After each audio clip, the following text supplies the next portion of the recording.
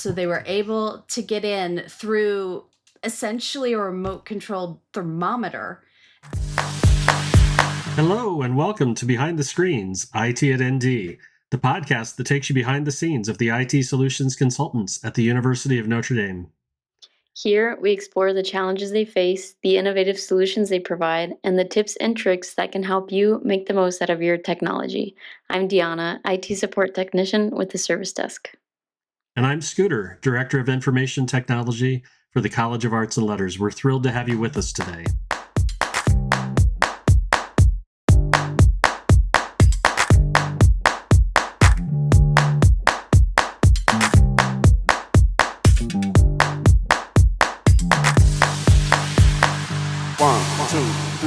Our guests today are Lauren Freda, IT Risk Analyst Associate, and Guadalupe Cisneros Ortega, IT Fellows Associate, both working with information security. Welcome to you both. Thank you. Before we start, could you tell us a little bit about your current role and the journey that brought you here? How long have you been with the university? How and when did you move into your current role, Lauren? Let's start with you. Okay, I've been with the university a very long time, 15 official years, but I did a little bit of temp work and student work even before that. I came from the help desk, very rewarding work. I did moonlight in arts and letters computing for a little while as well. That was fun. I got to do some interesting educational initiatives with Chaz Grundy's group. First, I did the Google Wizarding College, and then they tapped me for the Cybersecurity Carnival, which was out of this world. It's one of the strangest things I've ever done for work. And that got me closer to the security team, working with them and their educational material very closely. So when Paul Drake reached out and said, "Hey, have you ever considered a job in security, information security?" I said, literally never. He had to explain how some of those skills that I've picked up over the many years, and looking at a new technology, figuring it out quickly, getting into the technical side of things, but then being able to explain it to non-technical leaders and end users, and that clear communication all translated well. So I was able to pick up the new security skills as well and slot into the new role. Wonderful. And Guadalupe, you're one of our IT fellows. Tell us a little bit about how you, where you came from, how you got into the program. Yeah, so I'm an IT fellow. Before this, I went to IUSB to get my undergrad in business management, and that's where I picked up a minor in business analytics. And that kind of started my interest in IT, and I shortly ran into Michael McFadden on LinkedIn, and he started telling me a little bit about the IT Fellows program, and I applied, I made it. So the IT Fellows program consists of 3 8-month rotations, and my first 2 rotations are actually in information security, so I've been working with the information security team. And I've been doing a lot of work with the risk assessments, as well as working with the communications manager on security awareness, and pretty much anything in between. Awesome. Well, we're glad to have both of you here with us. So let's take a moment. Today is October 31st when we're recording this, so it is Halloween. So yeah, we've got Harry Potter here as my co-host. But we know that today is the end of October, and it's the end of Cybersecurity Awareness Month. Could one of you just kind of recap some of the events that OIT and InfoSec and some others sponsored on campus that just kind of wrap up the month for us? What did we do? On October 2nd, there was a zombie preparedness festival that InfoSec does with NDSP. On the 29th, we did a 1Password donut event. October 23rd was a Scout scavenger hunt. And I believe still online is Scout's fish hunt. It's still through today, right? I mean, it's through the end of today, I think. Yes. That's really cool. That zombie preparedness festival is a ton of fun. I mean, that happens just north of the stadium, and I'm in Oshag, so I walk out of my building and I'm like, zombies everywhere. So it's it's I don't always remember it on the calendar, but I go outside and there's no mistaking it. There are tons and tons of people out there. I believe you guys also sent out a pretty aggressive email campaign. Tips, tricks. Am I remembering that correctly? I believe you're right. Lindsay Horner heads that up. Yeah, that's awesome. And this is probably also a good point for us to plug cybersecurity awareness training. I know I got the email back on October 1st, I think, beginning of the month, and those are due. When are those due? January 31st. Excellent. So we got a couple of months left. Hopefully people are getting those started. I know I took a quick peek at my college and we had like 150 out of our 800 and so people. So I felt really good about the 150, but then I was like, oh, that's like 12% or wherever we were. So hopefully we'll get there by January. There's time. There's time. Yeah. All right, let's transition into how you guys learned cybersecurity, just kind of sharing your journey, maybe some funny stories or tips and tricks. Lauren, let's start with you. And can you talk a little bit about your transition from ALCO to your role in InfoSec? I know you mentioned it earlier, but can you talk a little more in depth about how that went? Sure. I was in the help desk at the time, and I was working on some educational initiatives. So I was actually the games lead for the Information Security Cybersecurity Festival, Carnival, sorry. That was really a lot of fun, and I found I had to work with them pretty closely to make sure that the games and the educational objectives aligned. It got me to know the team a lot better, so I was more comfortable as I was interviewing with them. And I wound up studying NIST cybersecurity quite a bit early on. I think my first 6 months in the role were a lot of NIST, probably 3 months of really intensive training. Well, that's really scintillating reading too, isn't it? It kind of reads like tax law. Yes.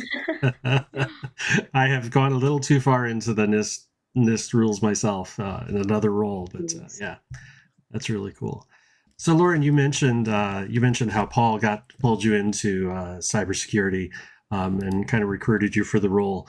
But I think you've mentioned to us that some of that was done on what some people would call soft skills or your consultation skills. And we put this podcast out for our consultants, and I wonder, what do you see as the connection between the work you did, the customer service work you did at the service desk, but also in your role as a consultant, and how do those translate? How did that help you in your role in InfoSec? There's a lot of working with people. So you need the interview skills to get any position, but those same skills you use for the interviews are also what you use to work with the individuals you're working with, either different departments in IT or with leadership. So there's a lot of explaining security, asking about security, talking about security, negotiating about security. It's quite a bit of people skills and no small amount of communication. And Lauren, what about cybersecurity actually attracted you to it? Besides from like doing all these events with them, what was it exactly that kind of made you take that leap into the field? I came at it a little bit sideways. I have always tried to practice decent cybersecurity, as part of my position and as part of your life, right? You never want to be caught in an unfortunate situation that you could have avoided. But it didn't usually grab me. Instead, it was the opportunity to work on a really good team. I've worked for Alco, I've worked for Best Buy, I've worked for the help desk, now the service desk, and I've always had these amazing teams to back me up. So the opportunity to work on another really good team was very enticing, and to know that the support and the education were going to be there. I would have the opportunity to get certifications and reach out and touch different parts of IT in the same organization I've almost been raised in. It kind of felt like a natural extension of the home I was already in. They also told me I would get to do a little bit of education, and the educational initiatives are fun for me. And Guadalupe, what about you? What have you enjoyed the most about the Fellows program and your InfoSec rotation? I think I've definitely enjoyed being able to make a difference, even on projects where I don't have a lot of expertise compared to my colleagues. There's still something that I can contribute, and I'm also always heard, and I always feel like I'm a part of the solution.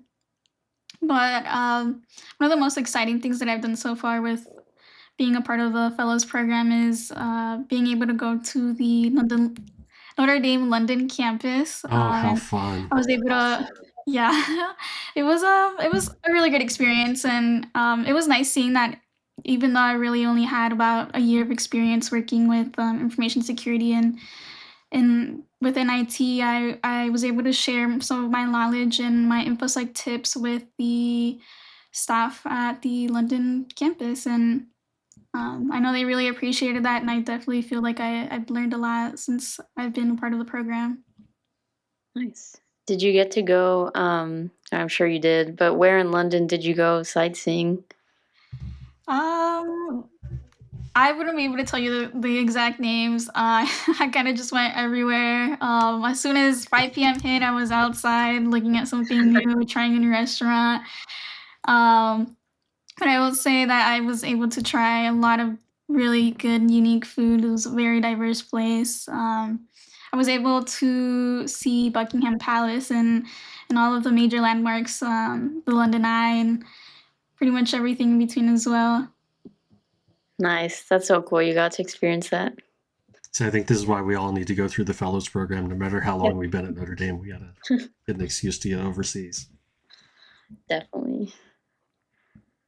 So, what do you plan to do when your IT Fellows program ends now? Because that's coming up, right? This is your second rotation. Yeah, so I have just about um, a year left for the program, and I definitely do plan on staying within the cybersecurity realm, specifically information security. I don't necessarily have like a set in stone plan. I would love to stay at Notre Dame if I have the opportunity to, but if not, then I know that as long as I'm in security, I'll enjoy and have a passion to do what I'm doing. Yeah. And you mentioned in our previous meeting that there were rumors about something that they were telling you you would be. Can you share that? Yeah, so I've heard here and there that I would one day make a good CISO. And at first I kind of took it as like, no, no, like I don't even really know what I'm doing yet. But the more that I've worked in security, the more that I'm like, you know what, like, yeah, I could see myself being a good CISO one day. Definitely not anytime soon. I still have a lot to learn. There's a lot that goes in with that, but who knows, maybe somewhere down the road you might hear of me becoming a CISO somewhere. Yeah, Sounds fingers great. We'll crossed. look forward to that day. Yeah. So let me ask the two of you a bit. Since we got InfoSec on the line, we really want to dig in a little bit to some of the work that you do.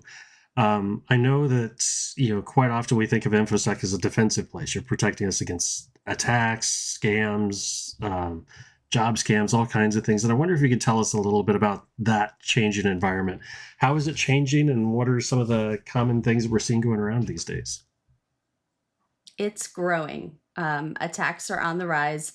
You are hopefully seeing less of them in your inbox because we have stronger and stronger email filtering. We keep beefing that up. But overall, scams are increasing everywhere, as I'm sure you've noticed on your mobile phone as well. What are some of the kinds of attacks that we're seeing people fall for, and why are we concerned about them? Various kinds of phishing. There's some clicking the wrong things, downloading and installing the wrong things, but a lot of it is phishing and giving up a password. And I mean, we're an IT shop here, so we generally know what that could mean. But remind us, how bad could that be? I mean, we think about maybe us as a staff member or sort of a run of the mill faculty member, losing losing their password to somebody, but but this could really go all the way to the top conceptually, right? And I mean, It people have can. access You to a and lot of I, really important data, right? right, you and I already have a lot of privileged access. So if our accounts are compromised, it's immediately a concern. For people who have quite a bit less access, they still have a legitimate looking Notre Dame account. So they can get to Notre Dame resources more easily than someone could without their account. But they can also launch an attack from that email account or from some sort of messenger looking like one of us and convincing coworkers that you're legitimate and they should in turn fall for that scam. So it looks like the attack is coming from a coworker or a boss or a subordinate, and those tend to be more effective. Yeah. So how do we avoid that? I mean, this sounds very much like socialized behavior, not technical behavior. I mean, I suppose on the technical side, you can stop some of these if you know what they look like, but a lot of this really sounds like it's in the hands of the users. For the more common scams, a lot of them will use a sense of urgency to try to get you to avoid stopping and thinking, to act without thinking.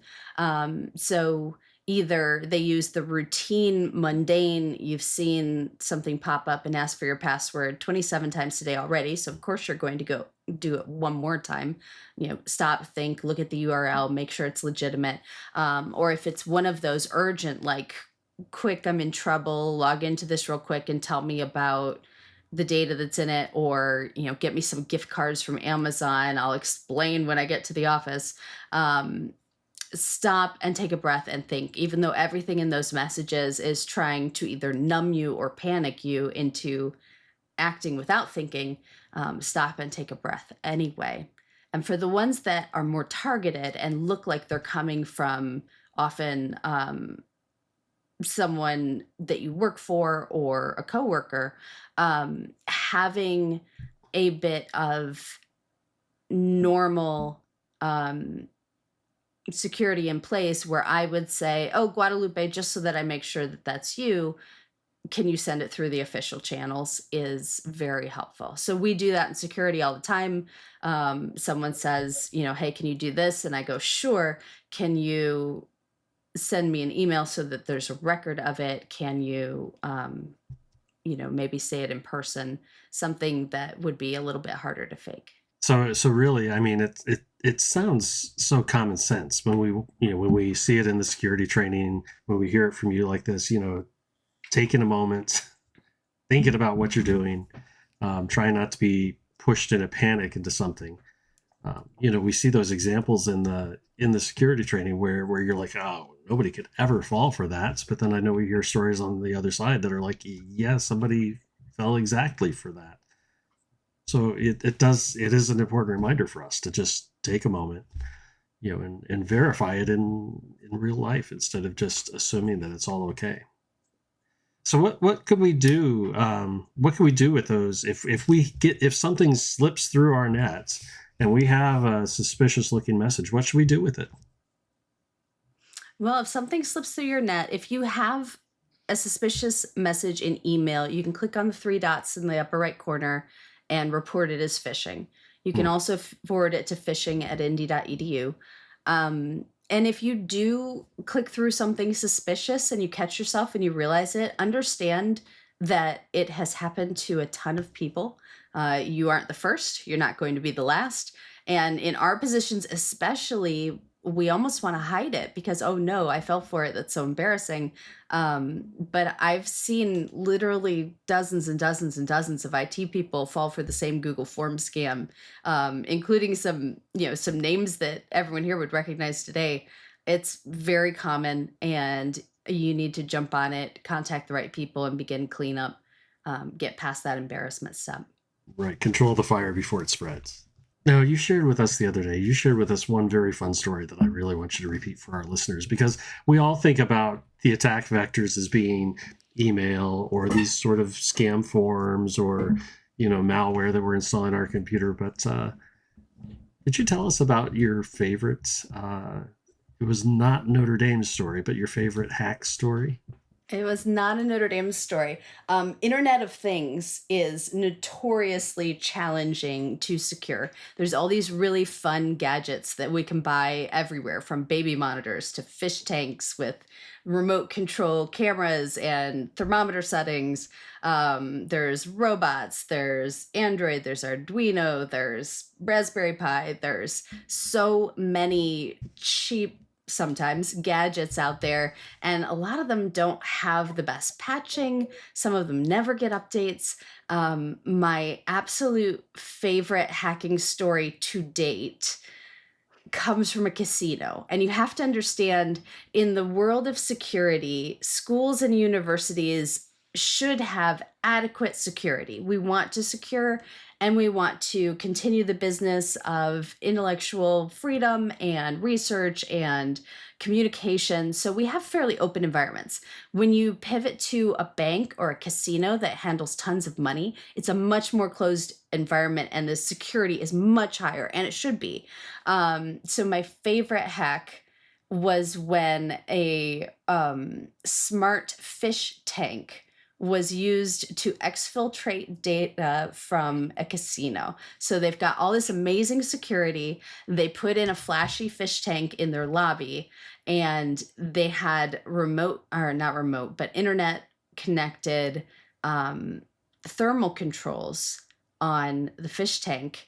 And that was a lot less secure than the rest of their network. So they were able to get in through essentially a remote controlled thermometer. And because that was the weak point in that network, they were able to pivot. Once you're in, it's easier to do some lateral movement and compromise the things that are more secure. So you can Google this. If you Google fish tank casino breach or fish tank casino hack, you will find the story, and you'll find more technical details on how they did this. But they were able to get the information that they wanted and then funnel it out through the communications in the fish tank.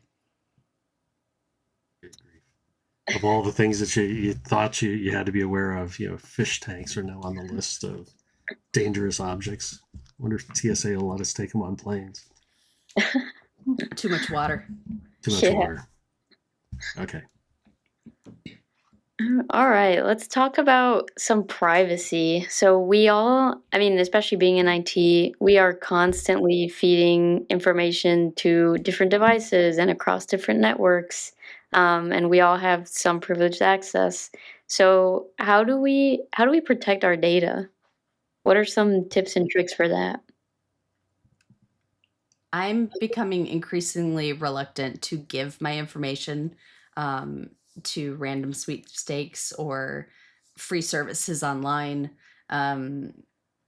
because now you're trusting their security. You're trusting that they're going to do good things with your data from the primary aspect, that they're not going to change their privacy policy overnight and go, surprise, we're selling it to everyone. But also that they won't be compromised, which is partially in their control based on their security, but you don't usually get to see how secure that is. So you shared one fun tip that you can do with regards to sharing your email address or contact information in general. Can you share that again with us? I think this comes maybe from my boss, Paul Drake. But if you need an email address to get to what you're trying to access, you don't necessarily need to use your primary email address. You can set up a dummy account and use that one, and it will get you in just as well. And then you don't have to read all the nonsense that comes out of that when you start getting hit with all the advertisements. I think you also said that it might be possible that some of those, it's really just web validation that it's an email address. So you don't need, you could put in Harry Potter at nowheresville.com, and that looks like an email address, and that would let you through. So we could even do something silly like that, but would that be right? That will work in some places, yes. Nice. And Guadalupe, can you tell us a little more about 1Password and how we can use that to protect our data? Yeah, so 1Password is a tool that's available for all L&D employees. And it's a tool that remembers your password so that you don't have to. and to be a little more to talk to a little more about one password. With one password, you only have to remember one password or user biometrics. And with one password, when you use one password in your browser, you're able to automatically fill in usernames and passwords as well as forms. And one password helps you create strong passwords because one password uses a password generator. And with that, you're able to not have to write down a whole bunch of passwords or really remember a lot because the password manager itself takes care of that for you. Nice. I personally use it all day, every day, in every device. So it's super convenient. It makes your life so much easier. Definitely recommend that. Well, I have gotten And to the think of point it- where I use that password generator that Guadalupe is talking about. I make these passwords that are 24, 28 characters. I don't even know what they are anymore because they're completely random. I have to remember about 6 passwords, like your Notre Dame one that you put in all the time. I usually remember my personal Gmail one, but I've got it stored there in case I forget. And my Apple one, I think I know by heart. But, it's just this small handful of things. But the hundreds of other stuff I have to access, it's all random and it's all just stored in one password. And I have no idea what they are. I love it. I think of it as one password to rule them all. You need one password to get into one password, but then one password will take care of everything else. Right. And if you're ever locked out of your 1Password account or have no idea how to get started, call the service desk. We can help you. That's right. And that's one of the nice things about having this at a business or an enterprise level. We have tools that help. The service desk has tools to help you reset your password so we can get you back in. Yes. What about where we put our data? Like especially, I don't know, Lauren, last time you mentioned there's some scanning that you guys do or like Monday. So at Notre Dame, we have hundreds and hundreds, if not thousands, of applications, and they are rated to have different data in them. Some of them, like some of the things that will AI generate some fancy slideshows for you, you should really only be using public data because they digest that. Other things, such as Notre Dame's instance of Google Drive, we're able to put more secure things into, and then some things like CorpFS we can put highly secure things into. And of course, all the credit card applications that we use, we can put credit cards into. It's their whole point of being, and there's a lot of maintenance that goes around those. There's a lot of security around it. So it's easy to put data almost anywhere. I think of it in my physical world, I tend to put things in the wrong place. When I'm going through a toll booth, I will take the credit card and then I'll either put it in the cup holder or in the little side pocket door, and then I can't find it later. And it's even sitting out and visible if someone were to look into my window, and that's not what we want to do. It should go in the wallet, in the pocket. And it's the same for sensitive and highly sensitive data. You want to put it into the applications that are rated for that data and watch for those connectors. There's a lot of connecting applications, like Monday.com can be given permission to read your Google Drive, and you don't want sensitive information to escape and be in places that are less protected. And do you guys have the ability of removing, for example, highly sensitive data from Google Drives? From Google Drive, we do. From other places like Monday.com, we do not. So it depends on our arrangements with that vendor. And that's part of how we choose which ones can have sensitive information. With Google, we have a ton of logs and oversight, and we're more likely to know when something has gone awry. Lauren, mostly I'd like to sort of pivot a bit, and I want to ask you about Risk School and how that plays into the Security Liaison program. I'm personally very excited about this. Dan Napier from my team is participating in the Security Liaison program. ALCO, on behalf of Arts and Letters, we've done that first security risk self-assessment, and we're starting to get some good information back from that. And I know Dan's going through your risk school right now. Can you tell us what risk school is and how that plays into that larger security liaison program? Yes, and thank you for participating. It's been a really fun program to be a part of. The Security Liaison Program is run by Lindsay Horner and Ian Washburn in information security, and it's meant to provide more educational resources and more connections and more pathways to communicate and have better relationships with information security. So that's a bigger program than my part of it. My section of it is the risk school. We start, it started before I got here. It was one of the major things I was hired for. The Board of Trustees likes to ask, what are you doing to manage your risk? And we need good answers for them. So we are managing risk in quite a wide number of areas, but risk school is a part of that. Before risk school, there are the risk assessments. So leadership has identified a number of areas where we've prioritized the risks in those areas, and we've been doing them in manageable batches. So if you have not yet been invited to do a security assessment or been invited to risk school, don't worry. Certainly, you're welcome to get in touch. I'll answer any questions you might have. But we're going through in manageable batches. We've got 14 in the first cohort. They did an assessment based on the NIST cybersecurity framework to go, okay, how are you managing your risk? Are you doing inventories of these things? Do you have a recovery plan? That kind of thing. And we asked questions in 23 major areas. We pared it down and tried to get to just the skeleton of what really matters.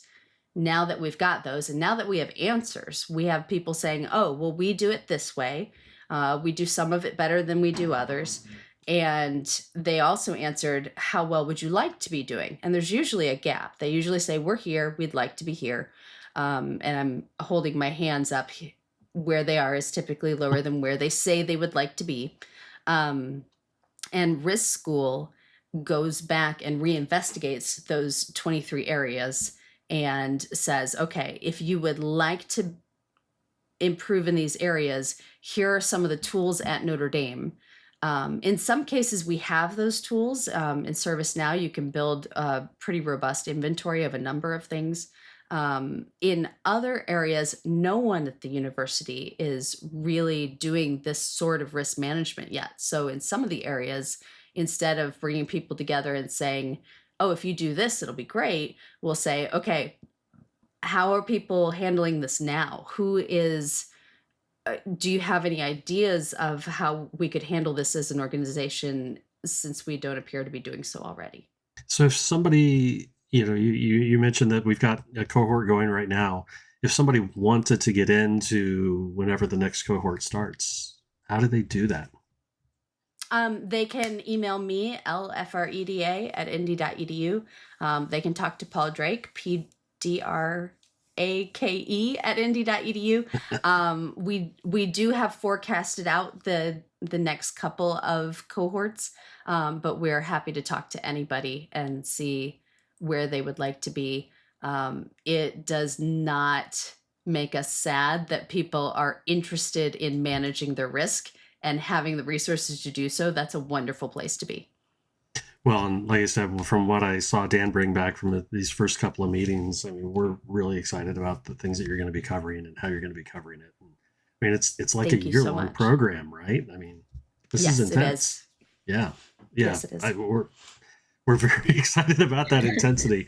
I shared with Lauren the other day that, in fact, when Alco wrote our OKRs, we had taken the self-assessment, but hadn't started getting the risk school hadn't started, and we hadn't seen the results of our assessments come back and some of the other things. And we, in fact, just left 3 blanks in our OKRs that said, insert security related thing from risk school here. So we've now been able to fill in one of those, but we'll fill out the other 2 as Dan completes risk school this year. So it's being incorporated in a big way for us. Thank you so much for doing that. So, Lauren and Guadalupe, you guys make a small part of the information security team. Can you describe like how big the team is, what are the different roles and areas, and just the overall structure and what you guys do? We have 12 staff and 2 fellows. We start at the top with Leilani, the Chief Information Security Officer. Under her, we have Colin Hodgson does research security. Research has additional security requirements around it. We have Paul, the Guadalupe, and I report to Paul, and we are the risk team. Risk is about risk school, but it's also about doing assessments inside and outside. We assess vendors, we assess all kinds of things. And then we have operations. Ian Washburn is the head of operations. He's also the deputy CISO or Chief Information Security Officer. And everyone else reports to Ian, including, or this might switch up, but Lindsay Horner is our communications specialist. So she kind of helps everybody as communication is needed. Back to operations, that's our engineers, our architects, and our other analysts who are security analysts and not just risk analysts. They do more of what you think of as security, which is, combing through the logs, setting up the detection. We all kind of pull together to do risk response, but they are more oriented around it. Nice. And I just want to give a shout out to Paul. His name's been thrown so many times throughout this episode already, and I don't know if he even remembers this, but I had scheduled a meeting once when I was a senior here, like looking to go into IT, and he recommended the podcast Darknet Diaries that tells you like, yeah, you guys are nodding, just so many different kinds of attacks and vectors and what's going on in IT. Just want to throw that out there if you're looking for a new podcast. It's very entertaining. I also recommend Darknet Diaries. It reads like a true crime podcast almost. Yeah. I do almost no podcasts at all, but that one is incredibly well researched and entertaining and easy to listen to. Even my 7-year-old niece listens to it. Oh, wow. Start them young. That's awesome. Okay, so what does a typical day in risk management look like? For me, I will sometimes do some of the assessments. I'm doing some of the hardware assessments right now. This is brand new and we don't have much built around it yet. But as technology, the baby monitors and the fish tanks is going through procurement stops and goes, hey, InfoSec, does this look okay? Guadalupe does a ton of what used to be cloud security assessments, and we don't have a great new name for them anymore. But those are for the vendors that we're working with, either because we're going to use their software or their services. And we look at, do you do vulnerability management? What do you guys do with our data? Is your security program enough for what you are going to do with us, for how entangled you're going to be? And as you can imagine, those levels are higher for something like Banner that has all the student data and all the employment data and touches everything than it is for something like maybe Mathematica, where we are going to type in numbers and it is going to spit out other numbers and it will give us graphs, and we're much less concerned about their security, although we are still concerned, than we are with something that is integrated strongly into a lot of riskier systems. We will do assessments for odd things that come across the desk. Leadership or Leilani will go, hey, look into this, write us a report. And other than that, we might study for a certificate during the day, do a little bit of professional development. And Guadalupe, am I forgetting other things that we might work on through the day? We've got our stand-up meeting in the morning with all of information security. So we go to that almost every day. I think that pretty much covers it all. From time to time, I will also, since I'm an IT fellow, I will also work closely with Lindsay, and I'll help her out with any articles that she wants me to put out to all of IT, but as well as to campus overall and students as well. And aside from that, I think that Lauren pretty much covered it all already. And I'm also building the risk school curriculum.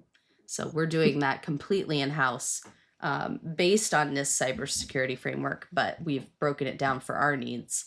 And we're pulling in subject matter experts at IT and ND to show us how we can better manage risk in our areas. So as we go through all of this, I mean, everything that we're talking about are how we're protecting campus, how we're protecting, university devices. Let me put out a scary 4-letter word, BYOD. What do we do about people's personal devices? What do we do about things that wander onto campus that don't get bought by us? What are we doing with that? Are there ways that we can actually protect those devices without being overly invasive or without being overly intrusive? Or is it just we can't touch them? Where are we with that? So I didn't prep for this. I believe, and I would have to check the knowledge base, but I believe that we asked people to maintain one of the 2 most recent operating systems on any given device, and to have antivirus on any Windows machine. So I think we do have some standards for what can connect to our network, as well as what's permitted to handle university data. I know in information security, and probably in some other higher risk areas as well, they ask that we only do work on our work machine. I don't think that's necessarily a campus-wide mandate, but we do look to those riskier things. Certainly anyone with privileged access should be working on a secured machine. And then for your personal devices, keeping them up to date and patched helps everyone. It helps the individual and it helps Notre Dame. If you have Okta Verify as your multi-factor authentication method, they have built-in health checks, so it'll let you know if your device is lacking on some areas. It checks for like OS update or password protection. I think like 2 other things, but It's just a small number of things, but it's quick, it's really easy, and it's very informative on those couple of things. Probably give people, just point to these things, that if you're not passing those, let's start there as a minimum on your personal devices. So let's talk about let's future cast a little bit, or think about what's exciting right now. What technology or trend are you most excited about right now? Lauren, why don't we start with you? Well, the giant elephant in the room is always AI these days. It's a double-edged sword. It's helping us monitor and filter and summarize, but it's also helping bad actors write bots that write phishing scams that can send those out in a programmatic, automated way without human intervention. And then it can see which phishing scams were the most successful and write more like that. So we more or less have to have AI vendors to combat that phenomenon, because mere human labor can't keep up. Well, I'm sure nobody's surprised to hear that AI is being used to create a bot, to create those kinds of messages. But you told me they're actually going a step further and scarier, that they're actually able to write AI agents. They're able to build other AI agents that could build other AI. Can you tell us a little more about that? I'm not an expert in this area. I do keep lightly abreast of it. It's something that you could certainly go into in a little more depth, or maybe the AI team could speak to it. But there are, like any other business, scamming people is unfortunately a business. So they're looking for more cost-effective ways to do it. And agentic AI is one of the ways that they're able to bring those costs down. Jeez. We have to remind, I'm always caught in these loops because I have to remind my faculty, AI is not inherently good or evil in and of itself. It is a tool, and it's the people driving it that determine, its ethical value. But stuff like that's just scary, man. It's sort of self-replicating AI in a way. Just makes me What's the want to world move coming to a to? mountain and Right? have no devices, just chop some wood or whatever you do in the woods. There you go. There you go. Guadalupe, what's got you excited right now? Along with AI, just overall cybersecurity automation. So I like seeing all the new tools that can automatically detect, respond, and contain incidents without necessarily us having to wait on a person to act. So it's like essentially having an extra teammate who never sleeps, and our team is always busy. So having that extra teammate who never sleeps really does make a difference. Hey, Deanna. What time is it, Deanna? Okay, it's time for consulting quirks, where we There we ask go. our guests a few fun rapid fire questions. So keeping up with this trend that we've been having, we had Guadalupe choose questions for Lauren and vice versa. So, Guadalupe, what is your first question for Lauren? Lauren, if IT had a mascot, what would it be? Can we use Scout? Scout is the cybersecurity mascot at Notre Dame. He's this adorable blue Irish terrier. He's very cute, and I would like to see him everywhere. So I would choose Scout. I wish he was real. He's so cute. It needs to be like a Yeah. comfort dog, right? Yeah. Just have her on the ITC. Stop by DeBartolo at some point. There you go. What about you, Lauren? What's one question you have for Guadalupe? Guadalupe, what's your technology pet peeve? I That's a love being good asked what my question. pet peeves are. Oh no. Let's see. I have a long list, but I'm only going to choose a few. I do have an issue with always having those little pop-up cookie banners pop up every single day of every single time. It's the biggest pet peeve. But along with that, users reusing passwords and then getting surprised when their data gets leaked is another one. In particular, I'm talking about my fiance who recently had something like that happen, and I was talking to him and we got down to it, and he was like, "Yeah, well, it's the same password I've been using since high school," and I'm like, "Well, what do you mean? Like why are we surprised that this barely happened?" But aside from that, Calling him out this right one on the is for show. Wow. Yeah. this one is for everyone who's listening and still hasn't done their cybersecurity training. But when people click on obvious phishing emails, especially after having done the cybersecurity training, it's another big pet peeve. Mm. Those are all valid. I think we need to sit down and have a kvetch session together because you're singing my song. All right.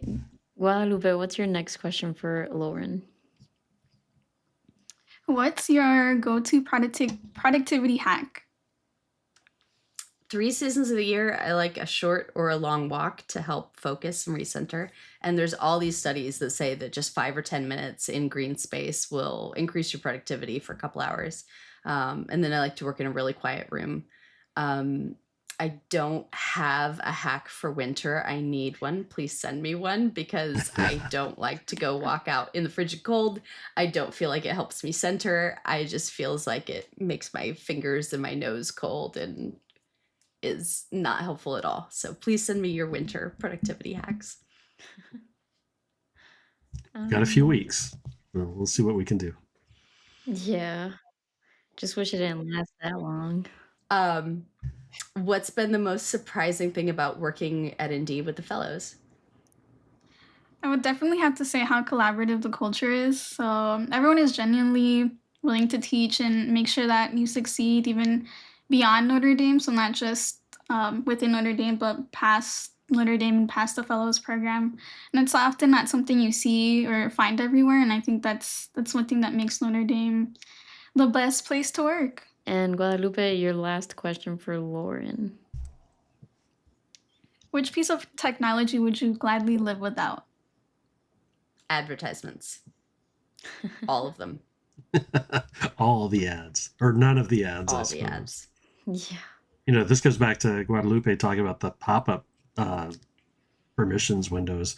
And unless you just hit OK just to get through it, does anybody select anything beyond just like essential or functional? Or I'm with you on the pet peeve. They really should just give me minimal cookies. Give me no cookies. Just let me do my browsing in peace. And Lauren, your last question. What's your favorite place on campus to grab a coffee or clear your head? My favorite place would have to be Cafe J. I actually am not a caffeine person, but I do love their lemonades. So they have pretty good lemonade there. And to clear my head, I like to find a quiet bench. If it's nice outside, if it's not, I'm with Lauren. I really would rather not be outside in the cold. So if I have to be inside, I know this sounds really boring and tasteless, but I like to find a quiet room with no art, nothing on the walls, nothing in the office, nothing, just so that I'm able to be in a peaceful and quiet environment that I'm not often distracted. Sounds like we need a sensory deprivation chamber over in the ITC. Right? Yeah.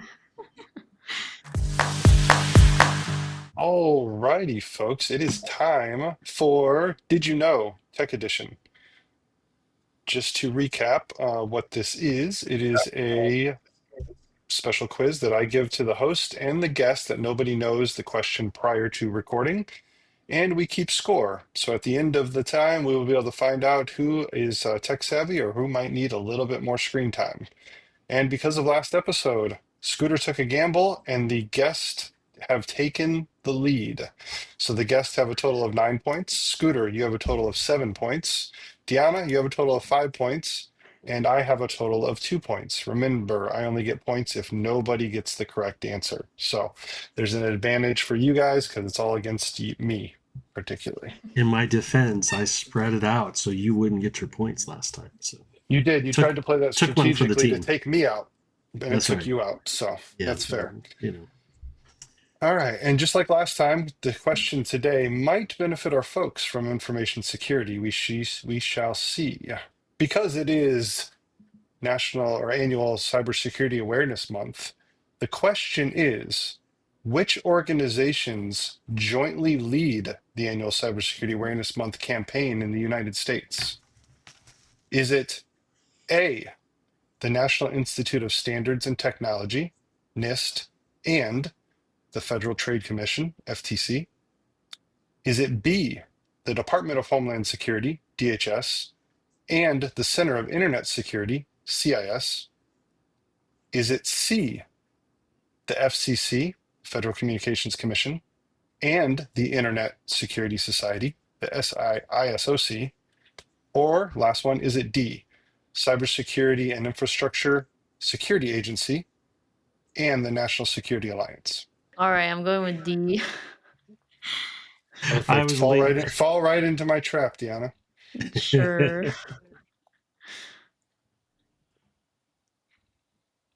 I think I was leaning towards D also.